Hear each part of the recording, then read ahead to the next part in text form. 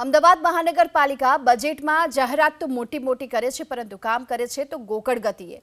અમદાવાદ મહાનગરપાલિકાએ વર્ષ 2024 અને 25ના બજેટમાં 5501 કરોડના વિકાસ કામ જાહેર કર્યા, પરંતુ ડિસેમ્બરના અંત સુધીમાં 3300 કરોડના જ કામ પૂરા થઈ શક્યા। મતલબ કે 40% કામ હજુ અધૂરા છે।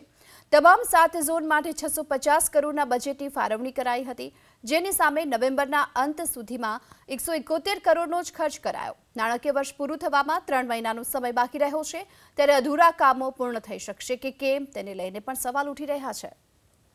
પરંતુ ડિસેમ્બરના અંત સુધીમાં 3300 કરોડના જ કામ પૂરા થઈ શક્યા, મતલબ કે 40% કામ હજુ અધૂરા છે। તમામ 7 ઝોન માટે 650 કરોડના બજેટની ફાળવણી કરાઈ હતી, જેની સામે નવેમ્બરના અંત સુધીમાં 171 કરોડનો જ ખર્ચ કરાયો। નાણાકીય વર્ષ પૂરું થવામાં 3 મહિનાનો સમય બાકી રહ્યો છે, ત્યારે અધૂરા કામો પૂર્ણ થઈ શકશે કે કેમ તેને લઈને પણ સવાલ ઉઠી રહ્યા છે।